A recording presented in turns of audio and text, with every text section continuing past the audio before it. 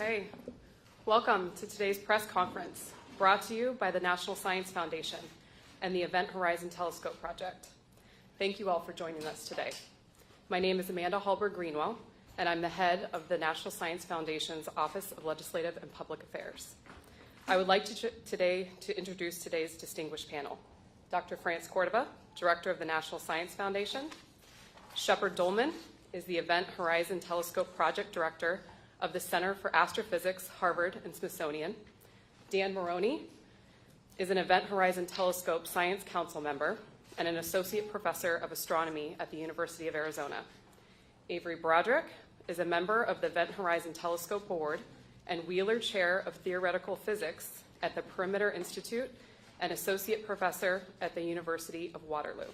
And Sarah Murkoff is a member of the Event Horizon Telescope Science Council, a professor of theoretical physics at the University of Amsterdam, and she coordinates the EHT Multi-Wavelength Workshop. We will have time for questions after the panel concludes, so please hold all questions until that time. I will now turn it over to Dr. Cordova.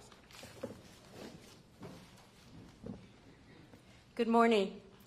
Thank you for joining us at this historic moment. I'd like to give a special welcome to the Director of the White House Office of Science and Technology Policy, Dr. Kelvin Droegemeier, and from the National Science Board, the current Chair, Diane Suvane, and former Chair, Maria Zuber. Today, the Event Horizon Telescope Project will announce findings that will transform and enhance our understanding of black holes. As an astrophysicist, this is a thrilling day for me. Black holes have captivated the imaginations of scientists and the public for decades. In fact, we've been studying black holes so long that sometimes it's easy to forget that none of us has actually seen one. Yes, we have simulations and illustrations. Thanks to instruments supported by the National Science Foundation, we detected binary black holes merging deep in space. We've observed the episodic transfer of matter from companion stars onto black holes. Some massive black holes create jets of particles and radiation. We've spotted the subatomic neutrinos those jets can fling across billions of light years. But we've never actually seen the event horizon, that point of no return after which nothing, not even light, can escape a black hole. How did we get here? Through the imagination and dedication of scientists around the world, willing to collaborate to achieve a huge goal. Through a large pool of international facilities, and through long-term financial commitments from NSF and other funders willing to take a risk in pursuit of an enormous potential payoff. Without international collaboration among facilities, the contributions of dozens of scientists and engineers, and sustained funding, the Event Horizon Project would have been impossible. No single telescope on Earth has the sharpness to create an unblurred, definitive image of a black hole's event horizon. So, this team did what all good researchers do. They innovated. More than 5 decades ago, other NSF-funded researchers helped lead the development of very long baseline interferometry, which links telescopes computationally to increase their capabilities. This team took that concept to a global scale, connecting telescopes to create a virtual array the size of the Earth itself. This was a Herculean task, one that involved overcoming numerous technical difficulties.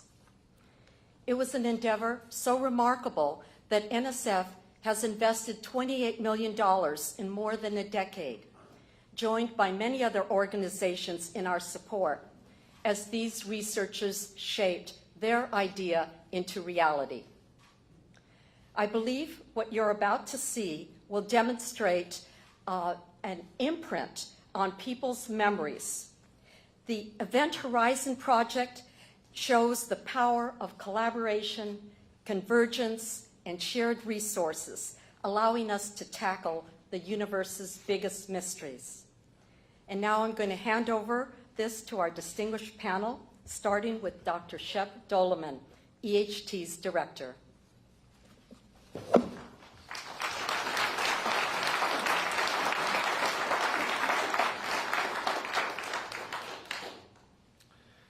Thank you, assembled guests, black hole enthusiasts.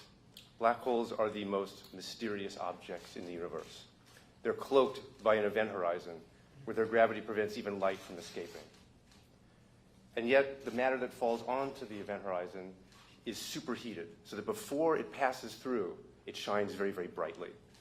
We now believe that supermassive black holes, millions, even billions of times the mass of our sun, exist in the centers of most galaxies. And because they are so small, though, we've never seen one. There, though, they can outshine the combined starlight of all the constituent stars in those galaxies. The best idea we have of what they can look like come from simulations like this. The infalling gas that's superheated lights up a ring of light where photons orbit the black hole. And interior to that is a dark patch where the event horizon itself prevents light from escaping. The Event Horizon Telescope project is dedicated to the idea that we can make an image of this black hole, that we can set a ruler across this shadow feature, measure the photon ring, and test Einstein's theory where they might break down. It also will allow us access to a region of the universe where we can study precisely the energetics and how black holes dominate the cores of galaxies. To do this, we worked for over a decade to link telescopes around the globe to make an Earth-sized virtual dish. The aim is to, the Event Horizon Telescope achieves the highest angular resolution possible from the surface of the Earth. It's the equivalent of being able to read the date on a quarter in Los Angeles when we're standing here in Washington, D.C. In April of 2017, all the dishes in the Event Horizon Telescope swiveled, turned, and stared at a galaxy 55 million light years away. It's called Messier 87 or M87. And there's a supermassive black hole at its core. And we are delighted to be able to report to you today that we have seen what we thought was unseeable. We have seen and taken a picture of a black hole. Here it is.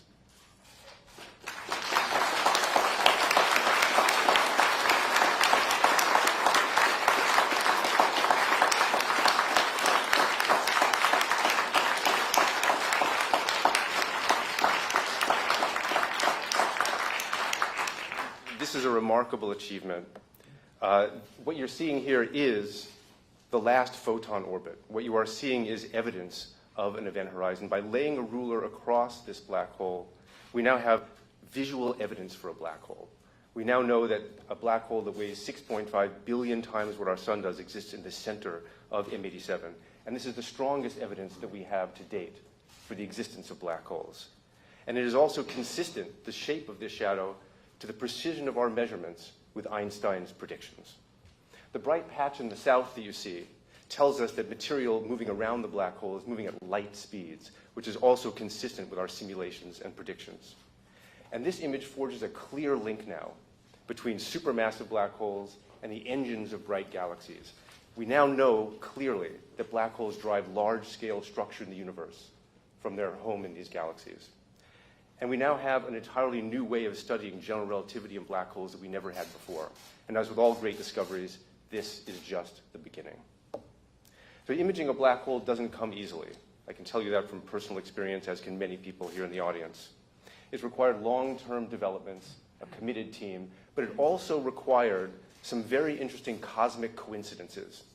Take, for example, the maelstrom you see before you, like the hot gas swirling around the black hole. A photon has to leave from close to the event horizon, travel through the hot gas in falling to the black hole, and light rays of a millimeter wavelength, radio waves, can make that journey. Not all of them can.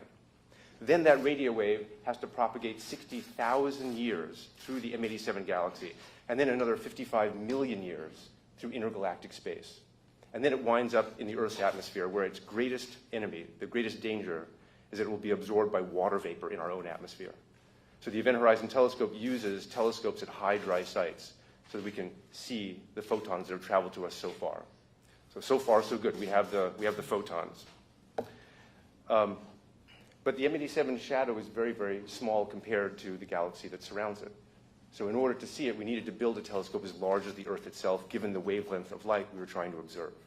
And to do that, we use a technique called very long baseline interferometry, which you can see a schematic of here. Radio waves from the black hole hit radio telescopes, where they're recorded with the precision of atomic clocks that lose only 1 second every 10 million years. When you've registered these radio waves so precisely, you can then store them on hard disk drives, send them to a central facility where they can be combined precisely. It's exactly the same way that a mirror used at an optical telescope reflects light perfectly and in synchronicity to a single focus. And when we do this, we can synthesize a telescope that has the resolving power as though we had one the size of the distance between these telescopes, truly turning the Earth into a virtual telescope. All the sites that we used can be seen here. We have telescopes from Hawaii to Arizona to Mexico to Chile to the South Pole and Spain. But even this broad global network is not enough by itself to make an image. You can think of them as being silvered spots on a large global mirror. The key is that the Earth turns. During a night of observing, we are able to sweep out more baselines, more coverage of this virtual mirror to make our image. So on the left, you'll see the Earth turning. Every pair of telescopes provides us with one point on the center panel, which fills in the Earth-sized virtual lens. And on the right, you see the evolving image. The more and more data we get, the more we fill in this virtual mirror, the sharper our view of the black hole becomes, until you wind up seeing what we have as the final image there. So we've taken advantage of a cosmic opportunity. It's remarkable when you think about it. Light that left near the event horizon, traveled all the way through intergalactic space. It hit our telescopes. The Earth just happens to be the right size. So we get resolving power so that we can see the black hole in M87, whose mass and distance let us observe it. And then the Earth turns to fill in our mirror so that we can make this image. It's truly remarkable. It's almost humbling in a certain way. Now, we are 4 members of a large collaboration, and it is our distinct honor to be here to represent that collaboration. We are 200 members strong, we have 60 institutes, and we are working in over 20 countries and regions. We consider ourselves really to be explorers. Through international cooperation and innovation, we've exposed part of the universe that we thought was invisible to us before. It's our responsibility now to report these findings, and we're doing that today to the National Science Foundation, to our funding agencies, international and foundations, and to all people who support pioneering research, and also to the taxpayers. Nature has conspired to let us see something that we thought was invisible. This is a long-sought goal for us, and we find it tremendous, and we hope that you will be inspired by it too. Thank you, and now let me introduce Dan Moroney, who has literally gone to the ends of the Earth to collect some of the data that we've seen here today.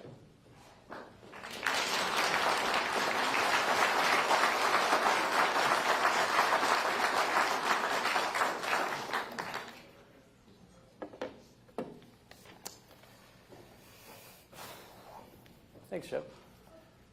So, I should advance the slide. There we go. So the heart of our measurement is, of course, the EHT array. It would have been an expensive, enormous undertaking to build a dedicated array just to do this experiment. So we didn't do that. Instead, we built an international partnership that allowed us to use submillimeter telescopes all over the world. In fact, we used basically all of the submillimeter telescopes in the world to make this measurement, one that none of them could have done on their own.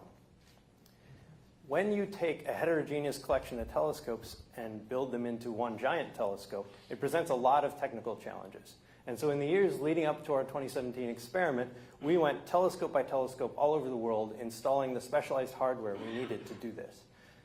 Most of the telescopes had detectors that we could use, but almost none of them had the atomic clocks we need, and certainly none of them had the very fast data recorders that we use.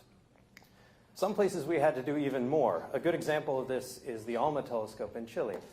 It's a 66 telescope array. It's by far our most sensitive telescope, and its sensitivity is transformational for our experiment. But in order to use it, we didn't just need the basic hardware, we also needed a special piece of hardware that could sum the light from all the telescopes before we sent it to our recorders. This alone was a many-year project using an international collaboration of people from the EHT and also from the ALMA project. Another good example is the South Pole Telescope. The South Pole is a special place in our array. It's so far south that it doubles the resolution of the EHT for sources it can see. But the SPT was designed to do a completely different kind of measurement. It studies the cosmic microwave background. And so its detectors are not the detectors we need. So in addition to bringing down an atomic clock and all the tens of crates of hardware that we needed, we had to build a special receiver that would detect the light the way we need it detected, special optics to relay the light to it, and install it and get it to work in the cold and sometimes harsh Antarctic environment. This was many years of work for many of us, many trips down for myself and graduate students and postdoc and other engineers in the EHT team. But at the end of it, we had a South Pole telescope that could be an EHT station. Now, getting the sites to work isn't the end of the process. We also had to test them all, because in VLBI, you really only get one shot. Everything has to be working exactly right when the script starts. So we spent years taking site by site, pairing them up, and making sure that our VLBI observations would work. The last of these observations was in January 2017. By March of 2017, we knew that that test had worked, and we were ready to go. The image that Shep showed was from April 2017. And for that campaign, we sent our team to the telescopes all over the world. Their job was to turn everything on, do very extensive testing, and then be there to do the observations. But even with all of that in place, we still had to wait for weather. And my experience with 10 years of doing these observations is that weather is usually the place where we fail. We have to have good weather in Hawaii and Spain at the same time, in Arizona and the South Pole. And that's a lot to ask. But in 2017, we were very lucky. Our first 3 days of observations were some of the best weather we've ever seen. And for a 10-day campaign, we were done in only 7, taking all the data we wanted. At the end of that, we had 5 petabytes of data recorded. It was recorded on more than 100 of these modules, and it amounts to more than half a ton of hard drives. 5 petabytes is a lot of data. It's equivalent to 5,000 years of MP3 files, or according to one study I read, the entire selfie collection over a lifetime for 40,000 people. The image you saw, though, isn't 5 petabytes in size. It's a few hundred kilobytes. So our data analysis has to collapse this 5 petabytes of data into an image that's more than 1 billion times smaller. We do that in many steps. The first of those steps is to get these modules to our correlators in Westford, Massachusetts, and Bonn, Germany. The fastest way to do that is not over the internet. It's actually to put them on planes. There's no internet that can compete with petabytes of data on the plane. Once they're there, the correlator's job is to find the exact same wavefront of light arriving from the black hole at each telescope. Once it's found small timing corrections that line up those waves, we can condense our data, we can average it, and we reduce our data volume by a factor of 1,000. Now we're at terabytes, a much more familiar unit. But we have a lot more work to do. The data still have imperfections at that point, both from the instruments themselves and from the atmosphere above the telescopes. And so we do something called fringe fitting. We actually do this in the cloud with cloud computing, which lets us do it in days instead of weeks. We calibrate the data so that we know exactly how bright our sources are. And I'm speaking of this as though it's just computer work, but this was actually a very significant project for a subset of our team, primarily junior people, postdocs and graduate students. And they deserve an enormous amount of credit for their diligence and dedication, because without it, we couldn't have made an image. Once we're done with that, we can finally go to the imaging stage. Now, imaging with an interferometer isn't as simple as downloading a picture from your camera. Fortunately, though, the math that we use for it has been around for more than 200 years. The principle is well understood. The methods, though, as with everything with this project, are a little tricky for our data. And so in order to get to the image, there's been years of image algorithm development within our team that's been essential to our results.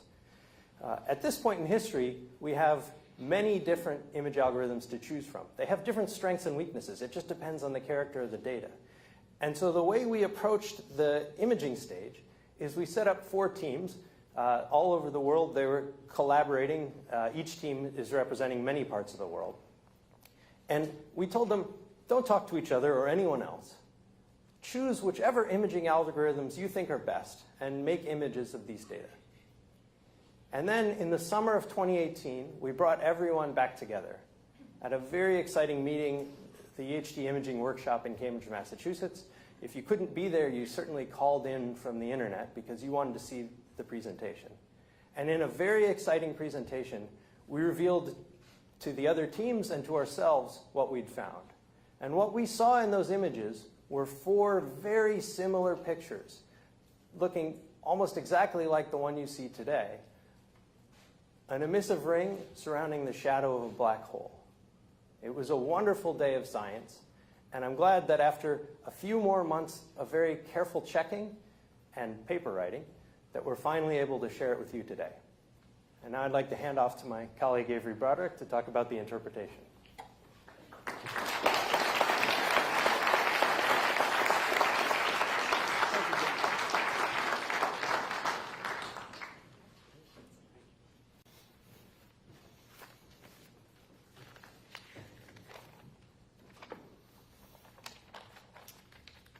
Thank you, Dan.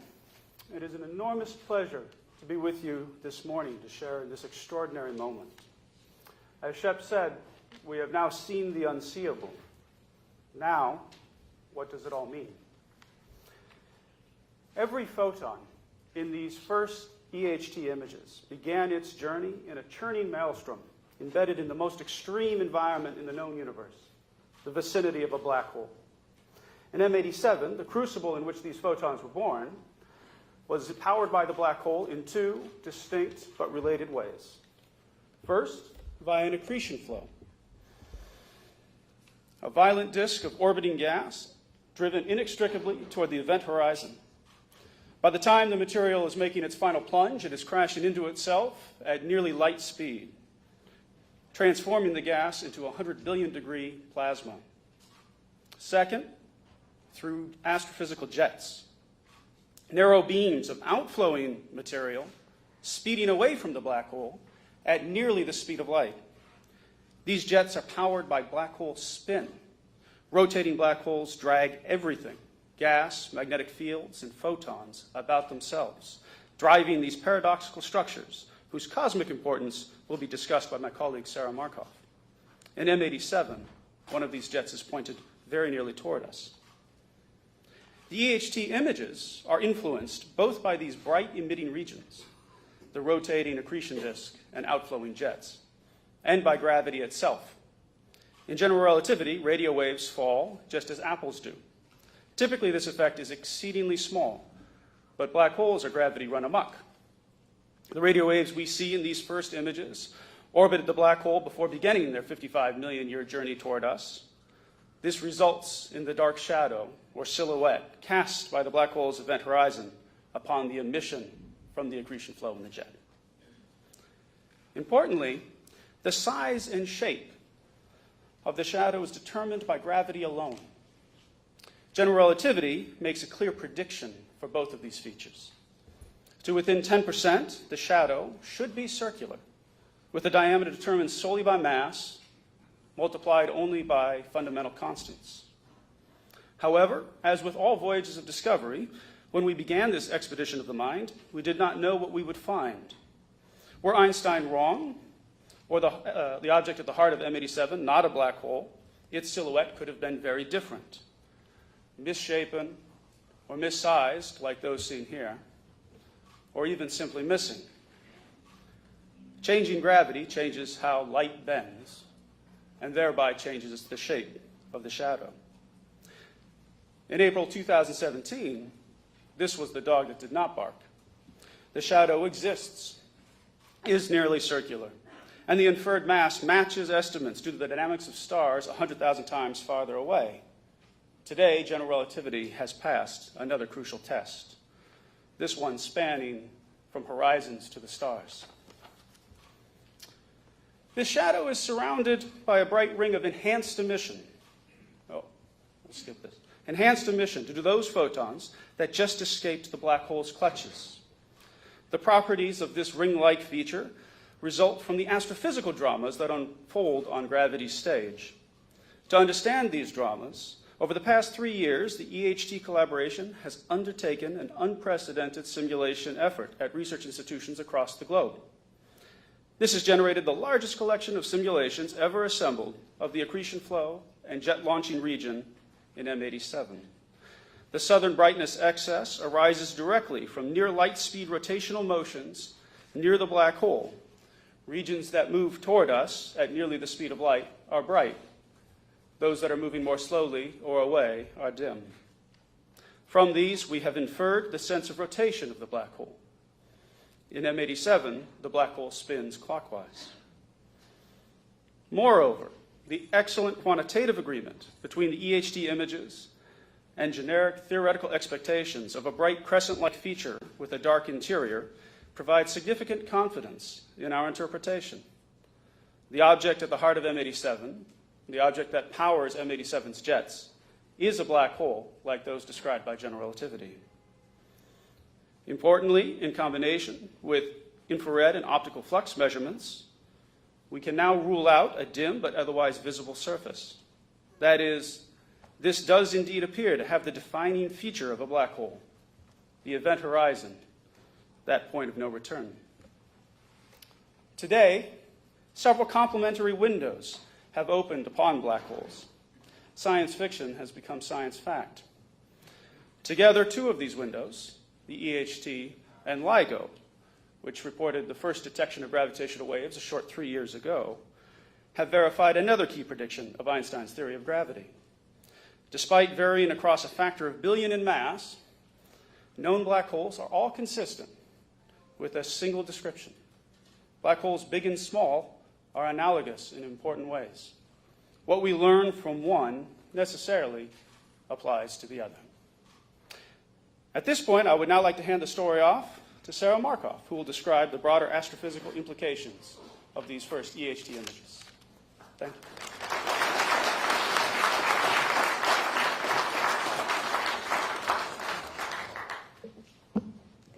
Thank you, Avery. So black holes may be the most exotic consequence of general relativity, but these bizarre sinkholes in the actual fabric of space-time turn out to have a lot of consequences of their own, which I'm going to talk about today. That's because black holes are major disruptors of the cosmic order on the largest scales in the universe. And they're actually helping mold the shape of galaxies and clusters of galaxies. Well, we've now confirmed, as Avery was saying, that general relativity itself does not change when we look at different black hole masses. It turns out that the impact of a black hole will actually change a lot. And so if we want to understand the role of black holes in the universe, then we need to have accurate determinations of the black hole masses. And this has been a problem up until now. So actually, our mass determination by just directly looking at the shadow has helped resolve a longstanding controversy in measuring the mass of M87. There's been two independent methods, both basically looking at the motions of either gas or stars, but they ended up giving different answers. Our determination of 6.5 billion solar masses lands right on top of the heavier mass determination from stellar motions. And so this actually will also help resolve a discrepancy that can lead to better mass determinations for other more distant black holes where we can't actually see the shadow. So getting to the impact of this is important because M87's huge black hole mass makes it really a monster, even by supermassive black hole standards. So you're basically looking at a supermassive black hole that's almost the size of our entire solar system. And in fact, that's part of the reason that we can see it, even though it's so far away. But if we now zoom back out to the more cosmic perspective of the host galaxy of this black hole, the galaxy is made of billions of solar systems. And so on those scales, the black hole itself is minimally small. It's about 100 million times smaller than the galaxy. And if it were a dormant black hole, like the supermassive black hole in the center of our own galaxy, Sagittarius A star, then the galaxy would really have no way of knowing it's there and would basically be just like a pebble in a shoe. But when a black hole is what we call activated by gravitationally capturing material, it starts to convert that fuel into other forms of energy with an efficiency that can be almost 100 times better than nuclear fusion that powers the stars like our sun. And so when that happens in these active phases, black holes temporarily become the most powerful engines in the universe. And they go very quickly from being a pebble in the shoe to a thorn in the side of the galaxy, literally. And the thorns in this case being the jets that Avery was mentioning. In the most extreme cases, these jets can actually penetrate through the entire galaxy and well beyond. But the power that's coming out, we can't see with our own eyes. So if we want to understand them, we have to look in other wavelengths. So we look with telescopes across the electromagnetic spectrum. So I'm going to give you an example of this. This is another very active black hole system, and it's a combined image. So you see in white from NASA's Hubble telescope, the elliptical galaxy Hercules A in the center, and then overlaid in blue is the radio waves from the National Science Foundation's Very Large Array. And these radio waves are basically tracing magnetic fields in space. So this tells us that these jets are just enormous fountains of magnetized material that are being sprayed out from the black hole, not the black hole itself, but near the black hole, nearly at the speed of light. And these particular jets are 100 million times bigger than the black hole that launches them. Now, if we add another layer, we're going to look in the X-rays now from NASA's Chandra telescope. And X-rays are probing extremely hot gas, like billions of degrees. So we're seeing the entire system is embedded in a halo of hot gas. And we can use this information to calculate how much energy the jets have to bore through all this material. And what we find is that the jets are carrying the equivalent of 10 billion supernova in energy deposited over one of these active cycles. So this is, these kinds of interactions are basically very important because this tiny black hole on these scales is somehow launching these structures and also managing to heat the gas to prevent stars from forming. And since galaxies grow by forming more stars, this has the effect of truncating galaxy growth. And we think it's through these types of interactions that black holes help shape the largest structures, galaxies, and clusters of galaxies, and make them look the way they do today.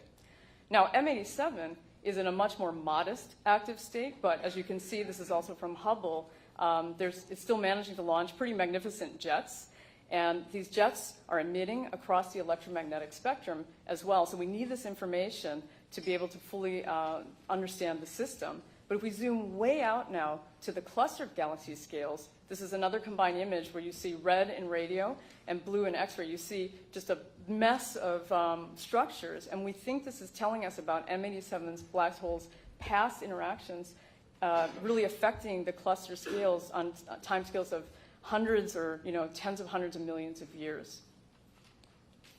So until now, well, we always thought that black holes were behind these large structures driving these engines, but we never knew. And now with EHT, we have direct evidence of the root of these problems, and we can look at this, and we can now start to make, to understand, there we go, combining strong gravity, magnetic fields, and looking at atomic level processes to understand how these processes interplay and conspire to make these enormous structures that are basically affecting the largest scales of the universe.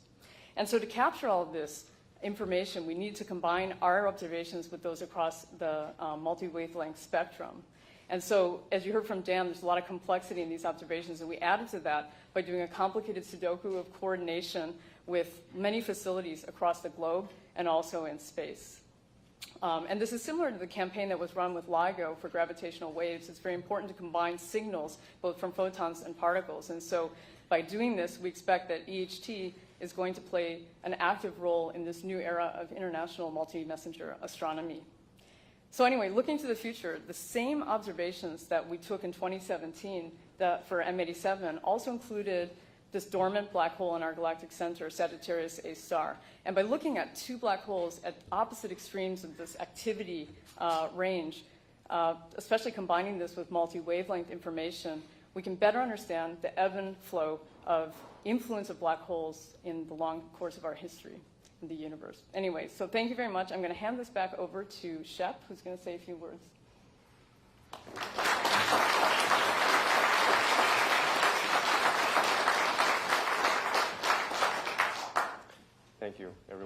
I just want to point out that when we first started the Event Horizon Telescope project, the group was small, and I think it had to be small and nimble to carry out precursor experiments and develop the first kinds of techniques and instrumentation that enabled us to move the field forward. But over the past decade, the greatest accomplishment has been the building of a team. As I said before, we're now 200 people strong, many institutes, over 20 countries and regions. And if you want to reduce petabytes of data, if you want to develop new imaging algorithms, if you want to image a black hole, then you need a large team. And it has included many early career scientists, senior scientists, and many of them are here with us today.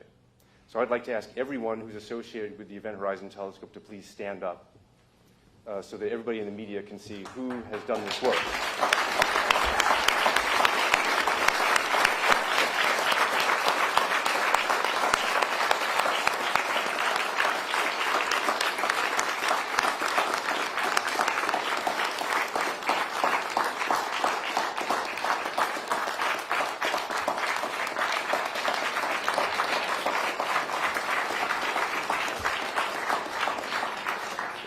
It's a true pleasure and privilege to work with this crew.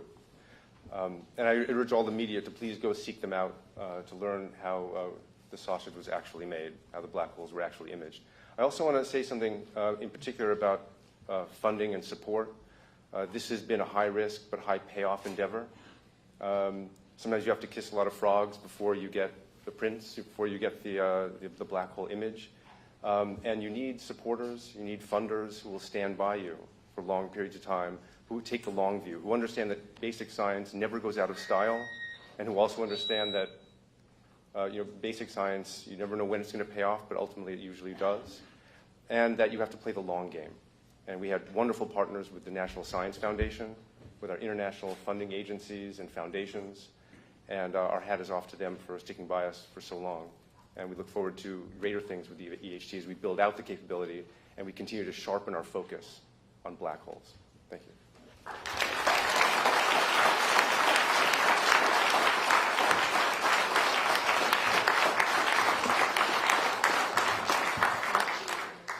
Thank you all very much. One note before we take questions. Several of our panelists and many of their EHT collaborators will appear this week in a documentary which has followed the efforts of the EHT for the past 2 years. The film will show viewers just how Shep Doeleman and his team reached the groundbreaking moment. The documentary is called Black Hole Hunters, and it will premiere this Friday, April 12th at 9 p.m. Eastern on Smithsonian Channel.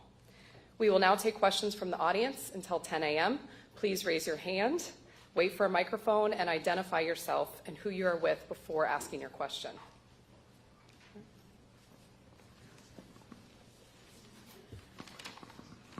Seth Borenstein, The Associated Press. A two-part question, please. First, this is M87. You had 2 targets initially. Have you seen anything, have you captured any images of Sagittarius A yet and just haven't released them because for whatever reason? Or have you not gotten those images? And second, one of the keys I understand, like Andre Gev says, when you look at this, is this distinct edge of the photon ring. Not being a scientist, this looks fairly fuzzy. How distinct is this edge to you? Is it distinct enough to know this is the effect of gravity or not? I mean, how close does it pass to whatever measurement you use for sharpness of that edge? Okay, well, are these live, Mike? I'll start off with the first part. Sagittarius A star is also a very interesting target. We can see the event horizon. We should be able to resolve it. It's complex. M87 was in some sense the first source that we imaged, and so we went with that. It's a little bit easier to image because the time scales are such that it doesn't change much during the course of an evening. So we're very excited to work on Sag A star. We're doing that very shortly. We're not promising anything, but we hope to get that very soon. And on the point about the circularity of the image and GR, I'd like to maybe ask Avery to answer that. Right. So your question was on the sharpness of the edge. So we've actually spent a considerable amount of time trying to ascertain the particular details of this ring-like or crescent-like feature. And the sharpness it falls off in less than 10% of the radius. That's about the instrumental resolution that we practically have. So insofar as we can tell, it drops off nearly instantly and does look very much then like a black hole shadow. So even though it looks fuzzy, it isn't. That's right.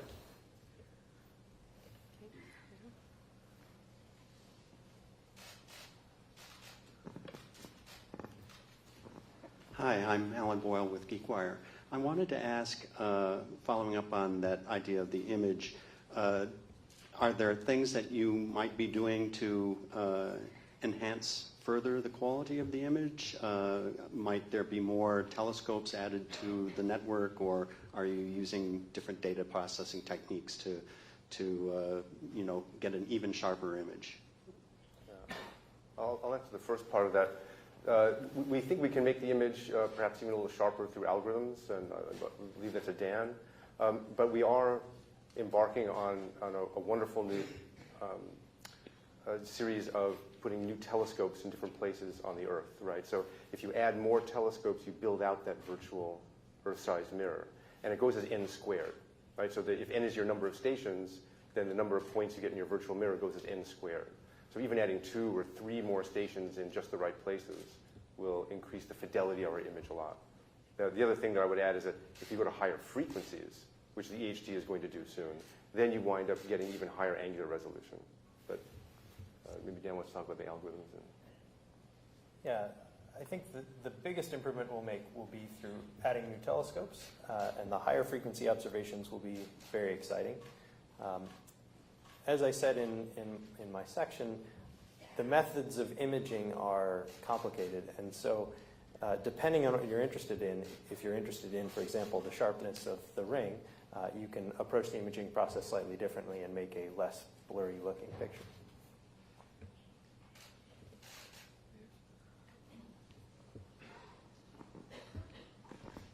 Thank you very much, Tarek Malik for Space.com, I think for Shep.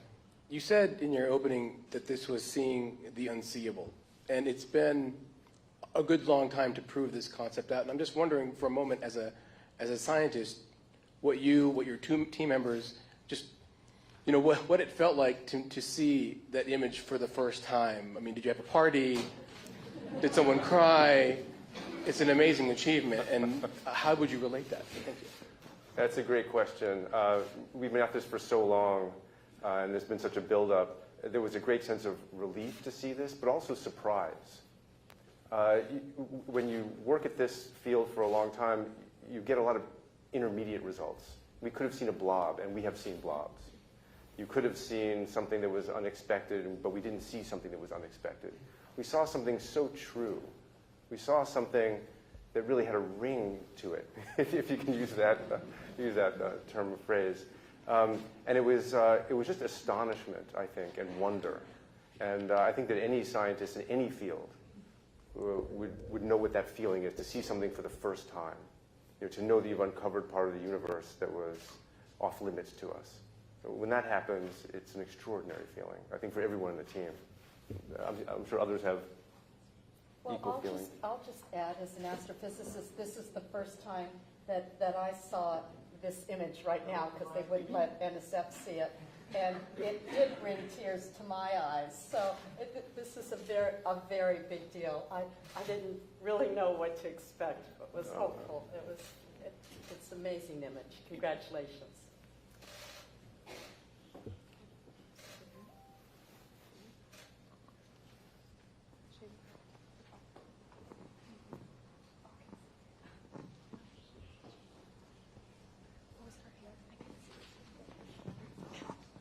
Hi, Jay Bennett with Smithsonian Magazine. You mentioned just now that this was kind of the perfect image, and there wasn't really any surprises to it. It was the exact ring that you expected from general relativity.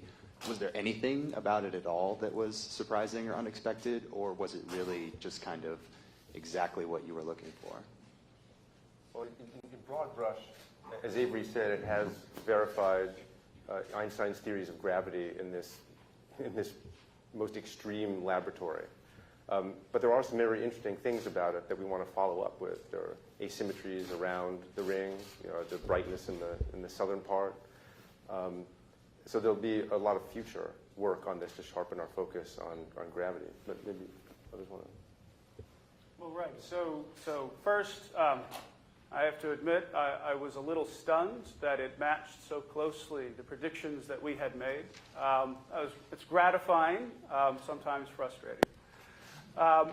But this is the beginning. We were asked a moment ago about how we felt, and I think there's a cathartic release of finally things are working, but also this anticipation of all the amazing science that we're going to do by studying this image closely and by repeating the experiment. And in that sense, we'll be able to improve the precision with which we can probe general relativity, et cetera. And there we may find these unanticipated surprises.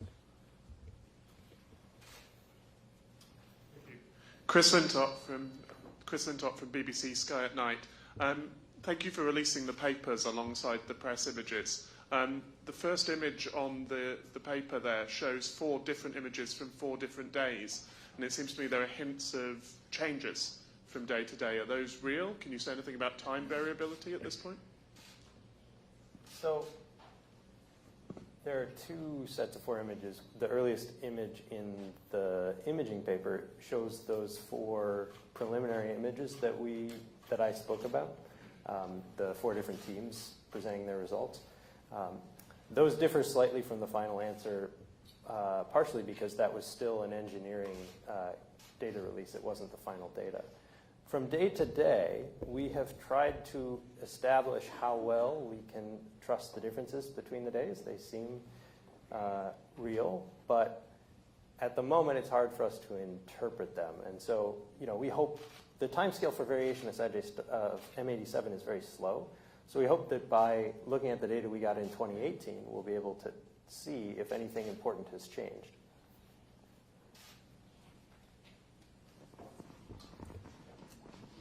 Yeah, I would also, can I add to that? I would also add that, as Sarah pointed out, the multi-wavelength part of this is a key piece of the puzzle. So when we observe with the EHT on the very smallest scales, we also want to observe at multi-wavelengths, X-rays, and longer wavelength radios on larger scales. So maybe Sarah, do you want to expand on that? Yeah, so we actually didn't highlight that in these first 6 papers. We did use information from the X-rays to help constrain some of the models, but we have an enormous amount of multi-wavelength data that goes with these data sets, and so I think you can expect to see quite a lot of studies that'll help us understand some of the variability that you're asking about as well. M87, we're actually catching it in a quiet point. We can tell this from historical multi-wavelength data compared to what we got. So I think in a lot of ways it comes back to the fact that we just got lucky. Had it been flaring, we might be seeing something a lot different and might have blocked the hole as well. And it was flaring even about 7 years ago or so. Hi, my name is Arthur Fried, a reporter. And I have a general question about black holes. We were always talking about the density and mass of the black holes. Do you have any sense of just the general length and width of the different black holes? Are we talking billions of light years across in terms of the width, or is it billions of miles, or what is the size, and what keeps the density together in each black hole? Do you think that larger black holes have a harder time keeping the density intact versus smaller black holes? Good question.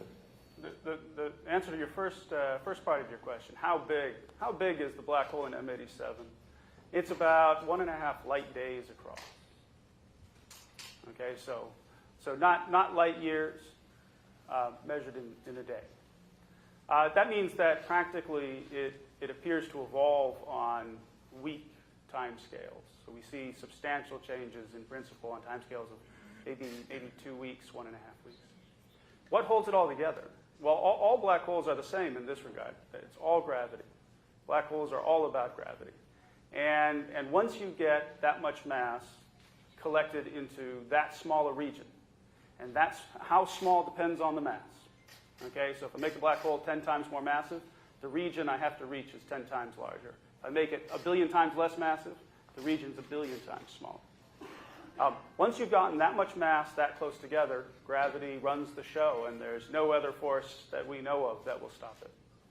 And everything collapses down in the center, in principle to a singularity, but behind the horizon is hard to reach. When you go there, you don't get to come back and tell us what you've seen. So.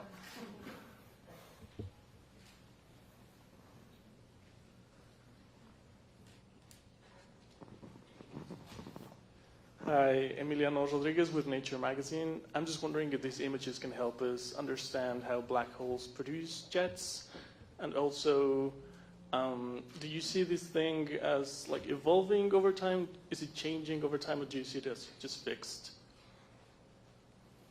I think this comes back to one of the earlier questions, but what we're seeing is effectively when you look in different wavelengths, you're picking out different scales of the system, and then also the fact that we're using a planet-sized telescope means we have the extreme precision to see the root very close to the black hole. That region is all magnetized plasma, and we think that the jets are being launched effectively by some sort of squeezing of the magnetic plasma towards the black hole, and then maybe an enhancement from the spin of the black hole itself. And we're looking directly at this region, so we do anticipate that this image, we haven't really begun to do the full analysis, but we've done a lot of work so far. Different groups within the team have been doing simulations, and the effect, the expectation of that is that we'll be making models and comparing them, especially, again, also to multi-wavelength data on the largest scales, and looking for variability, looking for any hints at the underlying physics that's really going on. We have a pretty good idea in the broad stroke of what's happening, but there's a lot of debate about the actual processes near the black hole, and so that's going to be the next steps. I think you can expect quite a lot coming out in the coming period on that.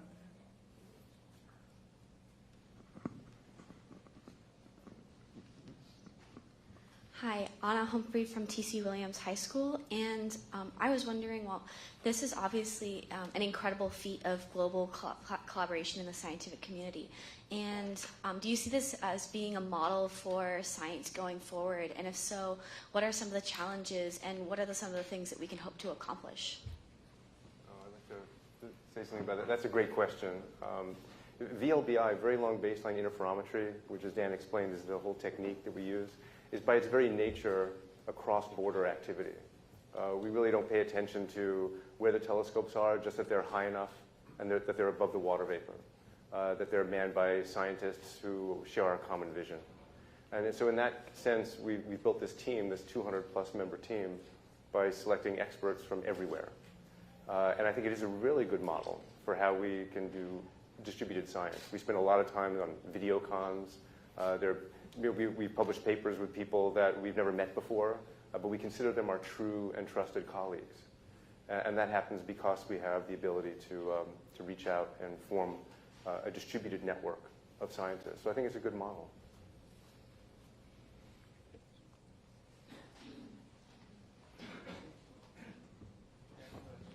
Your achievement. Thank you for taking my question. My name is Junya Yabuchi from NHK, Japanese public broadcaster. I have a question about international collaboration. I understand this is the enormous work of collaboration. Could you tell me more about the detail of each country's contribution, especially Japan? I can say something about that. I work very closely with many people at the National Astronomical Observatory of Japan and others.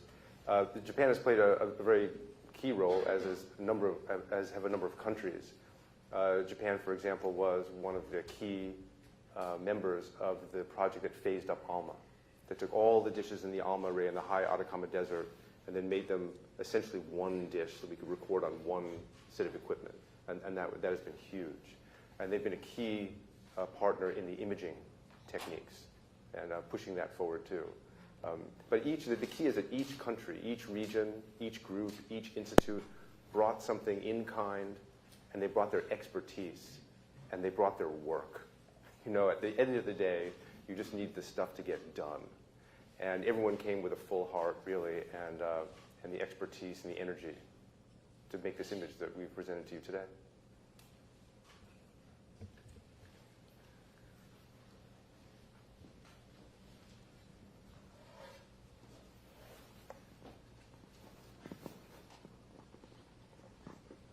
Hi, I'm Rochana Barua from Wakefield High School, and I was wondering if nothing travels into the black hole at the speed of light other than light itself, how does black hole pull light into itself, I guess?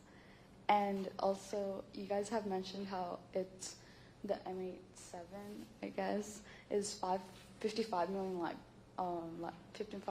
years away. Then how does the time work from capturing the light from here to the itself? I'll answer the last part. It just takes light 55 million years to get here. So when we see M87 and the image that you saw, that's what it looked like 55 million years ago. That's the last part of your question. On the first part, anyone? Yeah, so light can't escape the horizon because in some sense, space-time itself is flowing through the horizon at the speed of light at that point. This is one of the beautiful elements of Einstein's theory of gravity is space is no longer a static stage on which things happen, but a dynamical participant. And you can think about it moving and flowing.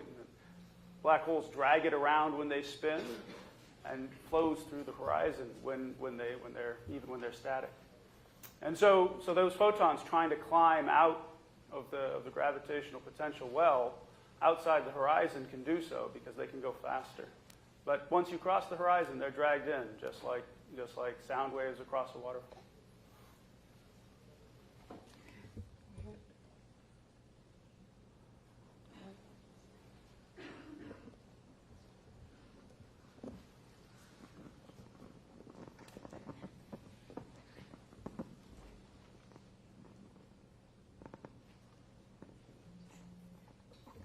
Hi, Emily Conover with Science News. I was wondering if you could just talk in a little bit more detail about your future plans. I know you mentioned adding some telescopes and other frequencies, and maybe you could just give some more detail about when and what you're looking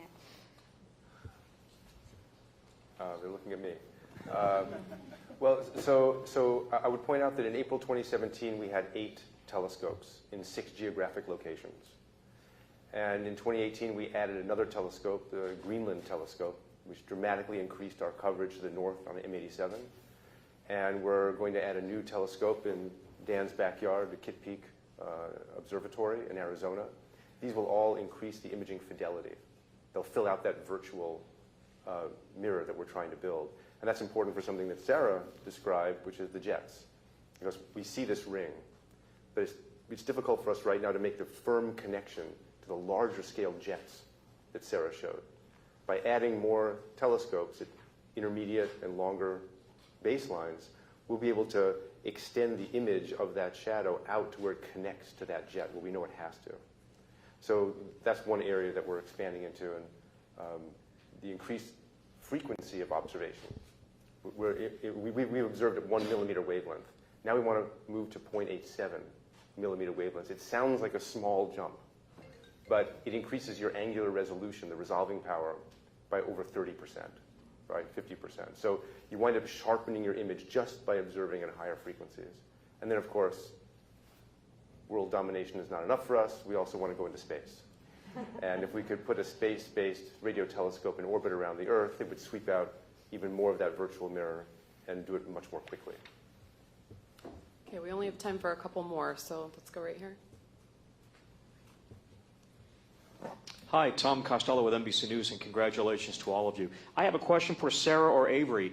Both of you being such devoted scientists and having devoted your lives to this, I'm wondering, what are your thoughts about Einstein, who predicted much of this so long ago?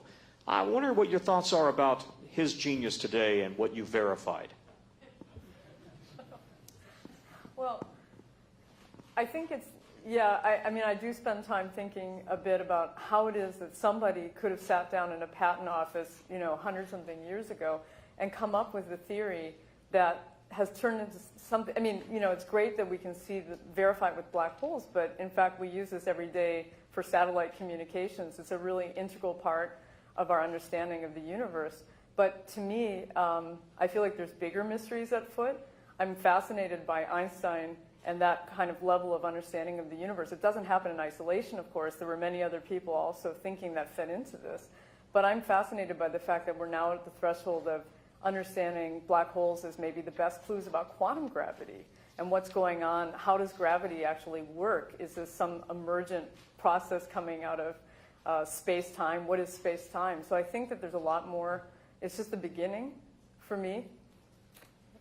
I don't know if that's what you're getting at.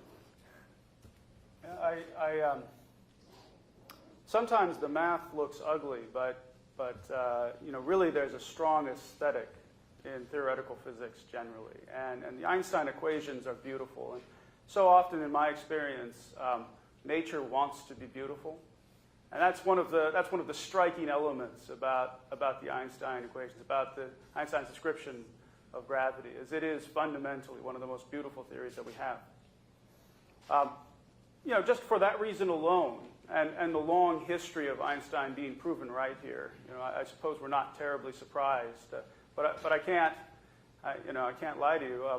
The most exciting thing we could possibly do would be to supplant Einstein, to find that in this extreme gravitational laboratory that there's something a little new. And as Sarah pointed out, there's mysteries abound around black holes, and we do know that there must be something more. The problem of quantum gravity remains unsolved with the current tools that we have, and black holes are one of the places to look for answers. And so, okay, last one right here.